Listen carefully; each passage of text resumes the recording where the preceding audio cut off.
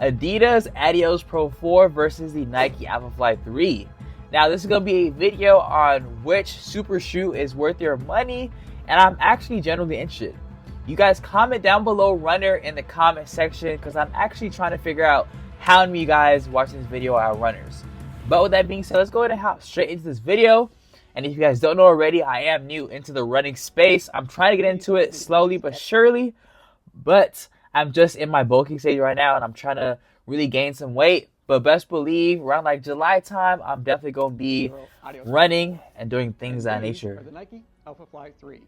Now, a little background information. I know I'm kind of pausing a little bit too much in the intro, but I do want to say I do know I know a little bit about the Adidas Adios Pro 4.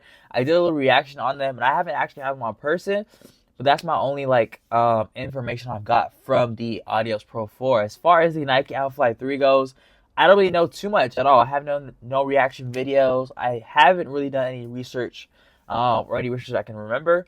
So this is going to be a pretty fresh video for me. So let's go ahead and react to this and see what they both got. And let me know some extra info too on some good running shoes in the comment section. Put me on, yo. In this video, I'm going to be comparing these two shoes to help you decide which shoe is. This is my first time reacting to this channel too. All that's coming up, so be sure to stick around. Hey everybody, I'm Tim and this is Run Tall. If you're new here, welcome to the Run Tall family. I'm really glad that you are here and you found us on YouTube. Now I post videos all the time about running, training, recovery, and gear reviews. And y'all, the video will be down below in the description. If you don't want to watch it, maybe like it, give it a comment. So you'll be notified each time that I upload new content. Now, before I get into it, I just realized that cat is just chilling in the corner. Just to let you know that I did purchase both of these two shoes with my own money. Good to know. Good to know. So it's not like a product review sent from Nike or something. Either Adidas or Nike have an opportunity to preview my thoughts before I share them with you first here on YouTube. So let's start. Man, this shoe looks amazing, y'all. The Nike Alphafly 3, I don't know what it is about Nike sneakers, but man, I feel like I'm almost a Nike fanatic. But the way they made this, it almost reminds me of the Vaporfly 4s, or just like that Vaporfly line, if you guys know what I'm talking about. And also, the Adios Pro 4 looks like the Evo SL, which I did a review on my channel. It looks identical. You have that light strike. You have like basically the same upper and things like that. But with that being said, that's crazy how they have similarities to these regular, like, everyday, even tempo shoes. Actually, not even that. Let me reframe that. It's crazy how the Adios Pro 4 has similarities to a shoe that's $150, and I believe the Vaporfly costs a lot of money. So I feel like you're almost maybe getting more of a better shoe from the Adidas Evo SL because you're getting a lot of value. If y'all get what I'm trying to say. Hopefully I didn't go over your head. Colorway that you're interested in, but chances are if you're not too picky, you'll be able to find some in your size at that price point. Now, the Adidas Adizero Adios Pro 4 has not been released yet. It's due to be released at the start of 2025. Now, if I heard correctly, I believe that the Alphafly was going for $285. Now let's see which one wins this race in terms of just value it brings, comfort, fit. They've been running lotteries where you can put in for an opportunity to purchase a pair early, and that's what I did. Do people win those, y'all? I just don't even try it. I feel like that's low-key a bad mindset, but I feel like there's two people going to be raffling for it. And that's crazy how you won. Size and fit. Now, when it comes to what size to buy, I ordered mine true to size, and they both fit me perfectly well. So that would be my recommendation. When it comes to weight, I like to use my own scales because a lot of times, not every time, but quite often, when I put the shoes on my scales, it varies just a little bit from the stated weight, the descriptions. Really? Is it higher or lower? Nike Alphafly 3. I wish you would compare them and tell us on my scales, they came in on the websites. 6.9 ounces or about 195 grams, while the Okay. Adizero Adios Pro 4, now they came in at 7.1 ounces. Oh, that's not even a big difference. Grams. It's not too crazy. Both really lightweight shoes. Exactly. There's not a big noticeable difference when you pick them up. It's not like there's a big wow factor between the two. So while the Alphafly does run about 5 grams less you don't really notice it when you have them in your hands. Okay. Now, while there's only about 5 grams difference in the weight, that's about where the similarities end because these shoes are very, very different. The upper, the midsole, the outsole. I don't know that two shoes could be much more different and still serve the same purpose as these two shoes do. So let's take a look at the Alphafly 3, and we're going to start with the upper material. They're using Adam knit.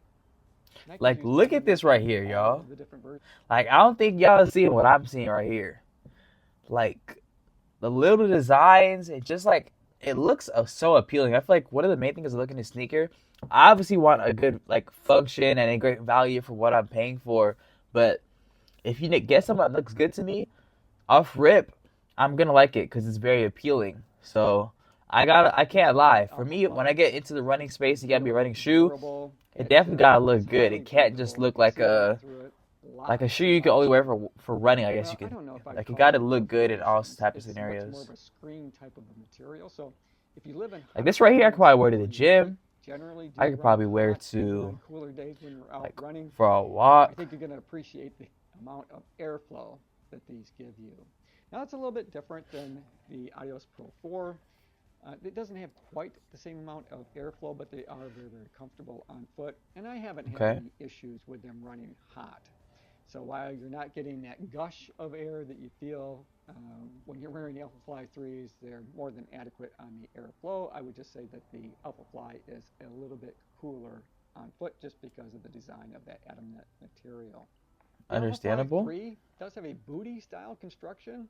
So the tongue is basically sewed right in. It's really all one piece. It makes it super easy to be able to get your feet into these. The materials look nice too. You don't have to navigate a tongue at all. You don't have to worry about it laying flat on your foot because it's all one piece. Looks a little more comfortable. And it's a bit stretchy. So the area where your tongue would be has a bit of stretch to it. So I can take my fingers and kind of pull on that material and you can see how it does have some stretch, which gives it a little bit of freedom to allow your feet to slide right into these shoes because it has some give to it. It has that little bit of stretch. I found that to be really comfortable. The downside is when you're lacing these up at the lace enclosure system, I do get a bit more puckering down here, more so than I do with the Adios Pro 4. Like puckering as in like tightness? Style. But I do find this to be super comfortable. It's really not padded at all. There's really no additional padding. But it is a slightly different material that is a little bit softer across the top of your mid. Yeah, definitely. So let's take a look at the Adios Pro 4. Now this is more of a traditional. Now, I want y'all to let me know what y'all think is going to be the most comfortable. Looking at the upper, looking at the midsole, you kind of got a good depiction of how this sneaker is on the outside. We haven't felt it, unless y'all have. But I have never felt. I felt the Adios Pro 4, I'm not going to lie. I actually just thought about it for a second. I actually did a review on these, but it was pretty recent. I don't know how it just flew out of my mind. But off rip, I haven't tried the Nikes, but I'm going to say the Nike Alphafly got to be more comfortable. Here, so you see that it does have a tongue, but they improved the tongue over the previous version of the shoe because they have it sewed in. Previously, I had to really fight with that tongue because it was always flip-flopping around and balling up on itself. Now I don't have as much trouble with that. It lays flat across the top of my foot as I would like it to. But I do still have to navigate it just a little bit as you would with any pair of running shoes, whether it's a daily trainer or what have you, where the tongue is a more traditional style. You're still going to get that tongue material kind of rolling up on itself. It's also a very thin tongue. There is a slight bit of padding that goes up the center of it to help the laces from cutting across the top of your midfoot, but I didn't have that issue with either shoe.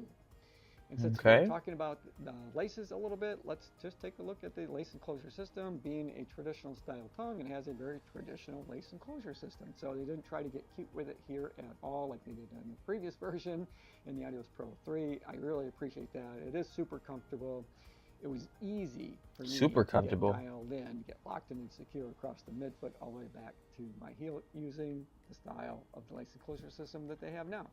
Now with the Alphafly 3, because it's that booty style construction, it's not necessarily a traditional lace enclosure system. Instead they have these loops here.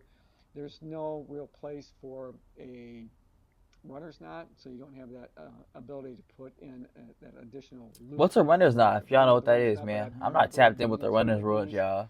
Although I do. Fun fact, I used to hate running.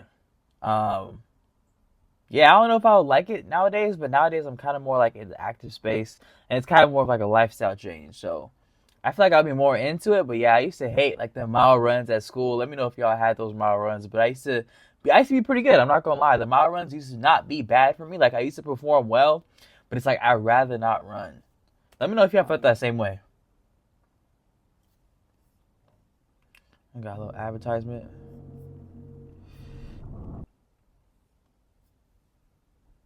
That with the Alphafly series, it being a bit more difficult to get locked in for me because I really do have to cinch those laces down quite a bit, and I get that little bit Really, of puckering there at the start of this lace enclosure system, but I can get there. But it did take me. There was a bit of a learning curve when I first started running in Alphaflies, starting with version one.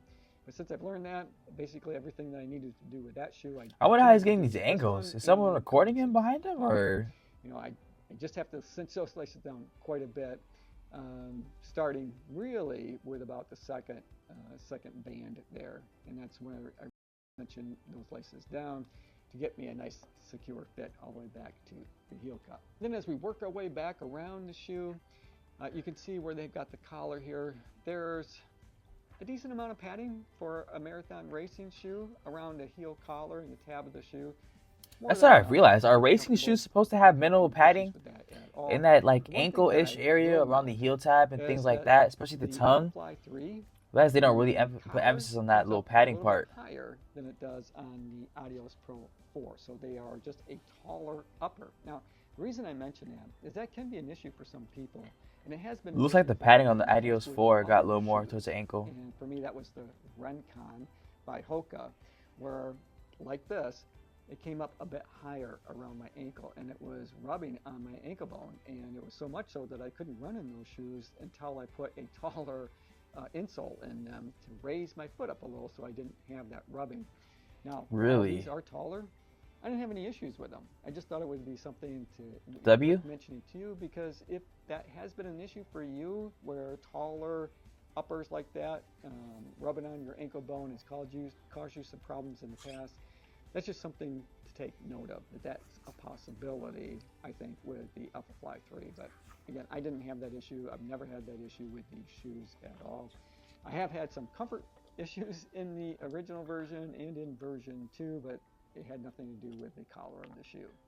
With Good the to know. Adios Pro 4, you can see that this is a more traditional height. It's not nearly as tall as the Yeah, for Alphafly fly. 3 is.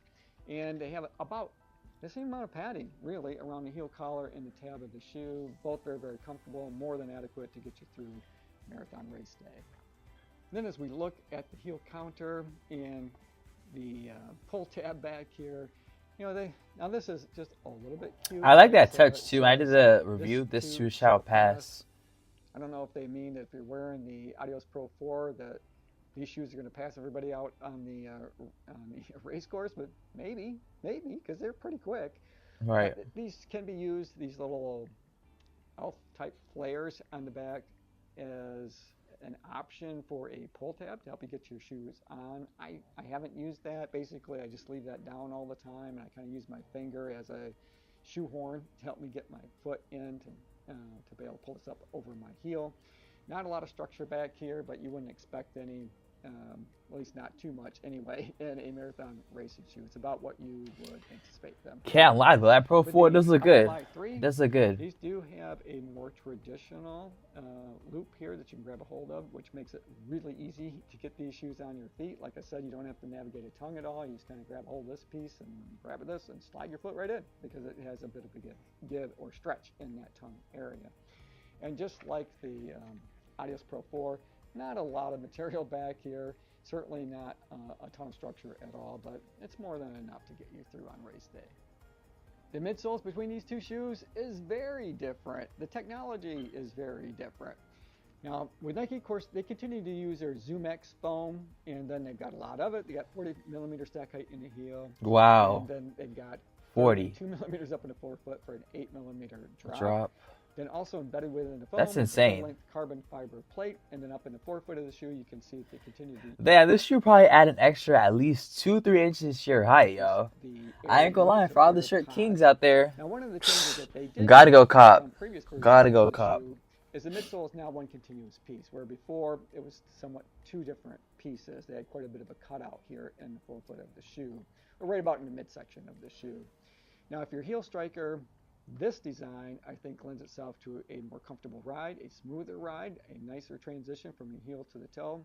If you're a mid to forefoot push striker, probably not going to notice a huge difference. I didn't notice a big difference, except if you were running at slower paces, where that full-length design is a little bit more comfortable.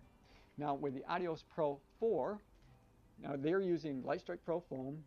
It's also very soft. So crazy how this is on the Evo SL. They have nearly the same stack height in the heel. They have 39 millimeters in the heel, but they have a 6 millimeter offset. Really? Oh, so maybe because the drop isn't that crazy. That's probably why the Alphafly looks crazy. Got 33 millimeters up here in the forefoot of the shoe, and if we turn it over, you can see that they're using their energy rods as opposed to a full-length carbon fiber plate. Both feel really terrific. I don't really know too much about energy rods just a little compared to carbon plates. I don't really know much about carbon plates either.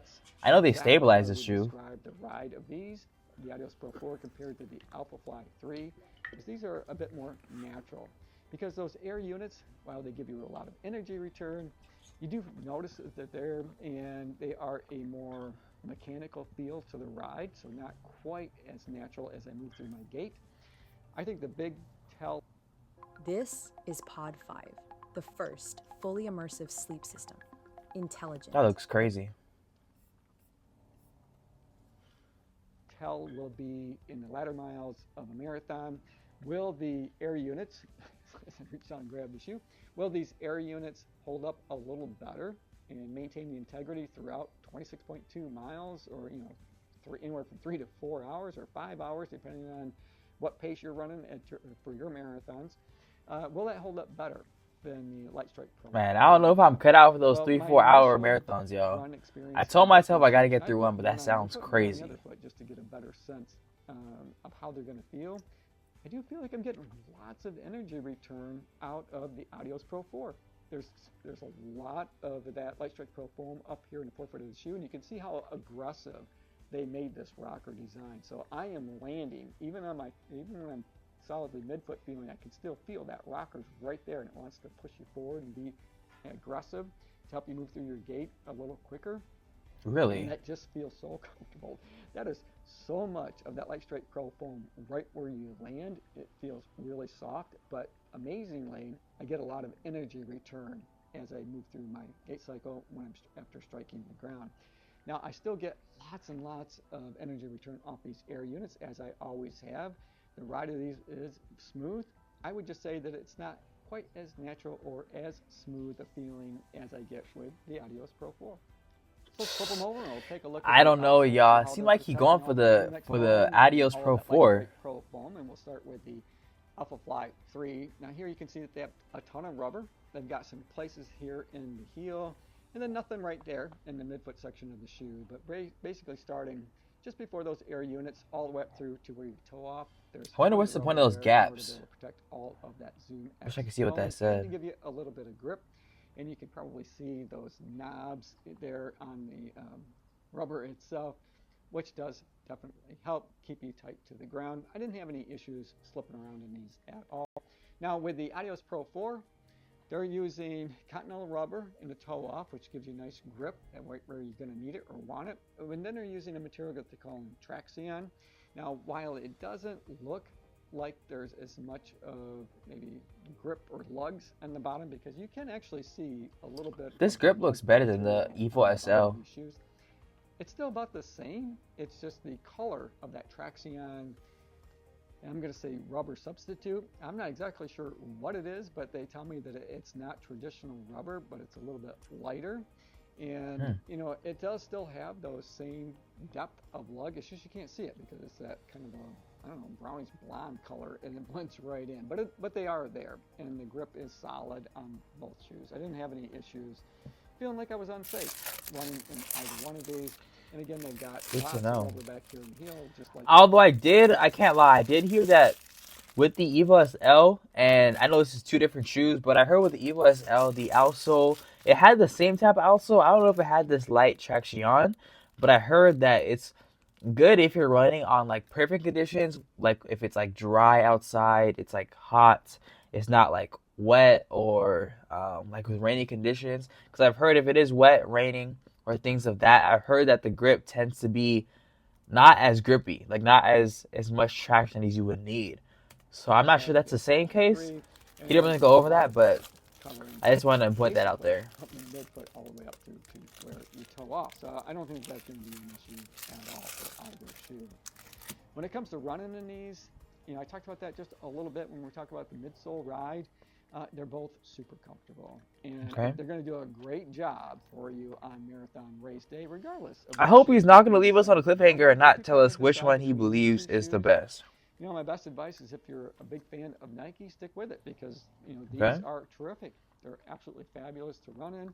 I think that they took a really, really good marathon racing shoe and they made it just a little bit better with the tweaks that they've made to this particular version of the shoe. I didn't care for the version 2 as much.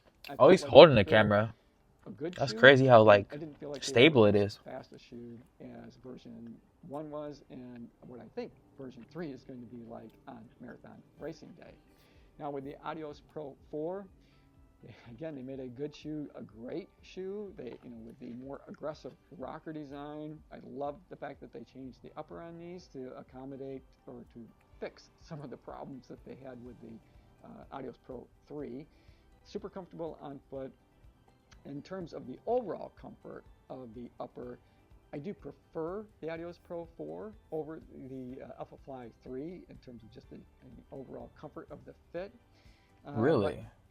But, you are making a slight trade-off in that the Alphafly 3 I think is a little bit cooler underfoot and they're a little bit easier to get on your feet.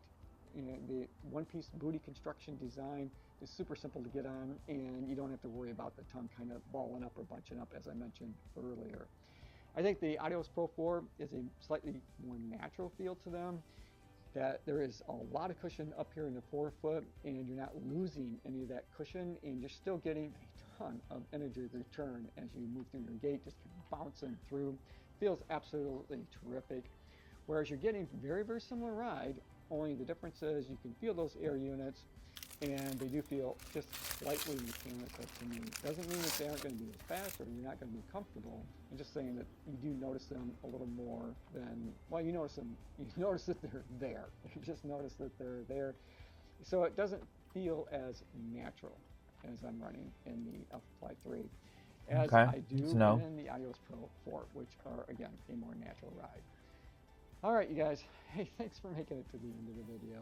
Oh, and if you're wondering, I've already bought 2 pairs of the Alphafly 3 because I have so much confidence. This is really the shoe that I've run the majority of the marathons that I've completed have been in the version 1 of the Alphafly, and I have a lot of confidence that version 3 is going to be even better. However, these are pretty darn terrific. So it's going to be a tough decision. Man, can you give us an answer? Pick between the two. There we go. Stay with the Alphafly 3. Not because these aren't great. Yeah. Just because I have confidence in running in the Alphafly because that's what I'm used to running in. Familiarity. So I'm a little bit biased. Okay, cool. The fact that this is what I've had success with in the past. But I wouldn't have any problems at all picking these up and running them if that was what I had available to me. That's valid. I like this answer a lot. We will run a marathon in these. Because, leaves both options open. I really would like to see what these can do on marathon racing day. I want to see how they perform over that 26.2 miles. So coming up in 2025, I'm sure I'm going to be picking these up on race day, and we'll let you know how that goes. And that's it, y'all. But with that being said, I guess if you're more accustomed to wearing Adidas sneakers, I probably would go with the Adidas Adios Pro 4, according to his knowledge. And if you're more accustomed to like the Nike space, you like Nike a little more, or maybe you have the familiarity with the Alphafly line, you probably should go Alphafly 3. Now, obviously, you guys should try these sneakers on before you guys go ahead and take the advice. But with that being said, that was a great review. I'm not going to lie to y'all. One thing I do want to kind of say, is from my friend. He's actually one of the top runners in the state. So this is actually some pretty credible information I'm about to tell y'all. He told me that the On Cloud Monster is actually one of the best running shoes he has in his lineup.